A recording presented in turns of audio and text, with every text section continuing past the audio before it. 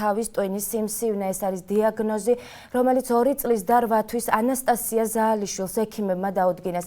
პატარა ანასტასიას პრობლემა თითოეული ჩვენგანისთვის საერთო მას შემდეგ გახდა, რაც სოციალურ ქსელში მისი ფოტოები გავრცელდა.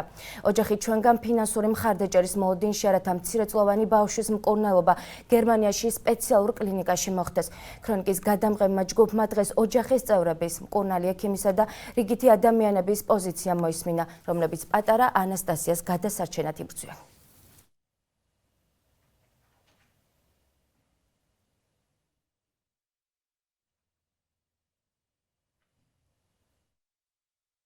დღეს საქართველოში მცხოვრები ადამიანების უმრავლესობა წინა საახალწლოს სამზადისშია. ზაალიშვილების ოჯახის ერთადერთი საზრუნავი კი სადღესასწაულო დღეები 2 წლისა და 8 თვის ანასტასიას უმძიმეს დიაგნოზთან ბრძოლა და ამ ბრძოლაში გამარჯვებაა. ანასტასიას თავის ტვინის სარკომა აქვს, მკურნალობისთვის კი სასწრაფოდ 90,000 евро სჭირდება. პატარა სიაშვილის კლინიკის ექიმებმა ეს უმძიმესი დიაგნოზი 2 კვირის წინ დაუსვეს.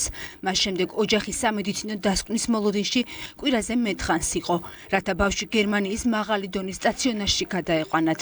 ბავშვის ამჟამინდელ მდგომარეობამდე მიყვანას დედა ქეთი ზაალიშვილი ნაწილობრივ ექიმების უყურადღებობას უკავშირებს და ანასტასიას ჯანმრთელობაზე პასუხისმგებლობას მთლიანად იაშვილის კლინიკას აკისრებს. ახლა ბავშვი ძალიან მძიმედ არის, ამბობენ რომ ეს მეტასტაზები თუ მინინგიტი გავრცელება არის მთლიანი თავის გარსებში, ზურგის ტვინშიც, არის ზუსტ პასუხსაც ვერ გვეუბნებიან ამაზე, რაღაც დამატებითი ანალიზების შედეგად ზუსტი პასუხი არ არის. და ბავშვის მდგომარეობა დღესდღეობით მძიმეა, დამატებით ოპერაცია დასჭირდა, ეს ჰიდროცეფალია დაუდგინდა, რომელიც ქონდა თურმე თავიდანვე და მაშინ არ მოხდა ამ პრობლემის აღმოფხვრა და ახლა ბავშვს სადღაც 3 კვირის შემდეგ ისევ დასჭირდა ოპერაცია და კიდევ რეანიმაციაში არის მძიმე მდგომარეობაში. თქვენ თქვით რომ დასკვნა არ მოგცეს დროულად, რა გახდა ამის მიზეზი, რა სიტყოდით? ჩვენ ვითხოვდით დასკვნას რისის საფუძველით მოგცემდა საზღვარგარეთ მკურნალობის დაფინანსებაზე განცხადების შეტანას, მაგრამ ამ კლინიკამ განაცხადა, რომ დასკვნას ვერ მივცემთ, რადგან აქაც ტარდება იგივე მომსახურება, რაც შეიძლება საზღვარგარეთ გაეწიოს და ეს ჩვენი მხრიდან იქნება სამართალდარღვევა. მთლიანად იაშვილის კლინიკას ვაკისრებ პასუხისმგებლობას, ბავშვი ჯანმრთელი გავიდეს აქედან, მხოლოდ იმ პრობლემით, რაც აქვს, ეს სიმსივნე. მეოთხე სტადია, ამას მე მივხედავ, უბრალოდ მანამდეც ვეღარ მივდივარ, ვეღარ გავიკომ მედულობლასტომაზე ვინერვილო თუ ოპერაციის შემდეგ გართულებებზე. ანასტასიას მკურნალი ექიმი ლადო წიქარიშვილი მშობლების პოზიციას არიზიარებს და აცხადებს, რომ ბავშვს ყველა საჭირო მკურნალობა დროულად ჩაუტარდა. რაც შეეხება მის ამჟამინდელ მდგომარეობას, პატარა ანასტასიას ახლა სიცოცხლისთვის შეუთავსებადი ნიშნები არ აღენიშნება და მისი მდგომარეობა სტაბილურად მძიმეა. რაც შეეხება მის საზღვარგარეთ მკურნალობას, წიქარიშვილი აცხადებს, რომ ეს ოჯახის ნებაა. მას შემდეგ, რაც შეთავაზებული ქიმიოთერაპიიდან პაციენტის მშობლებმა უარი განაცხადეს, ეს ჩვეულებრივი პროცედურული, ასე ვთქვათ, თემაა და როგორც კი მივიდა ონკოლოგთან არსებულ კითხვა, მან დადებითი პასუხი მისცა. მე ვიცი, რომ ასე ვთქვათ, პაციენტს უფლება აქვს და შესაძლებლობაც არის, თუ იქნება შესაძლებლობა, ასე ვთქვათ, უცხოეთში იქნას აყვანილი, ეს მათი უფლება არის. ოპერაციამ ჩაიარა, მე ვიტყოდი, კარგად, ყოველგვარი გართულების გარეშე, ოპერაციის მოცულობა იყო აბსოლუტურად ადეკვატური, თუმცა მისი ლოკალიზაციიდან გამომდინარე, ასე ვთქვათ, ჩართული იყო თბილისის სტრუქტურები, სადაც რადიკალური ამოკვეთა მიჩნეული იქნა არა მიზან შეწონილად. პატარა ანასტასია მთელი საქართველო რომ გააერთიან ამაში უშუალოდ კლინიკაში ყოფნის დროსაც დავწმუნდით. ოჯახისთვის სრულიად უცნობი პირები ანასტასიას მშობლებთან მცირე და სოლიდური თანხების გადასაწემად უწყვეტად მოდიოდნენ. იყვნენ ისეთებიც, რომლებმაც საახალწლო სუფრაზე უარი თქვეს და მთელი დანაზოგი ზაალიშვილების ოჯახს გადასცეს.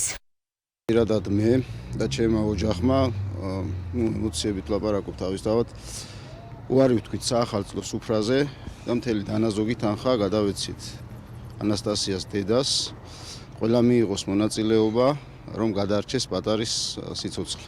ყველას მოუწოდებ ნამდვილად. განსაკუთრებით იმათ, ვისაც ყავს პატარები და ვინც ელოდება პატარებს. მოუწოდებ ყველას. არა სამთავრობო იქნება, სამთავრობო იქნება, ბავშვის სიცოცხლე არის საფრთხეში. 1 ლარი ამ ახალ წელს გაიღეთ, 1 ლარი არაფერს არ ნიშნავს.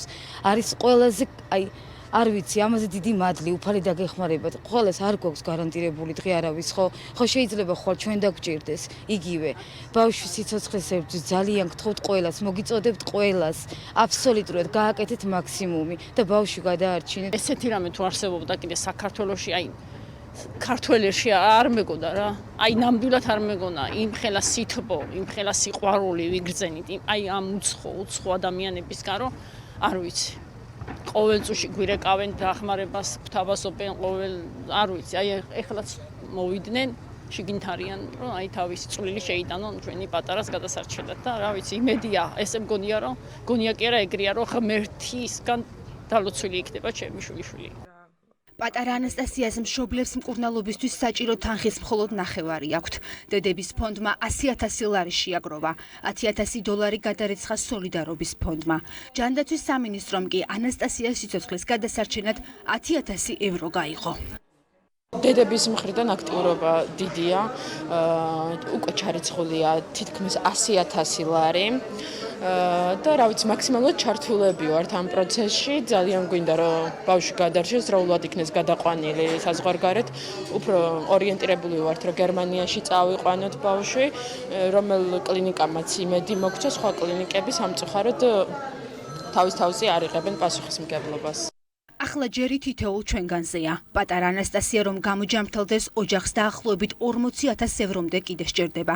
გამოვიჩინოთ გულისხმიერება და ანასტასიას მივცეთ საშუალება მშობლებთან ერთად დიდხანს და ბედნიერად იცხოვროს.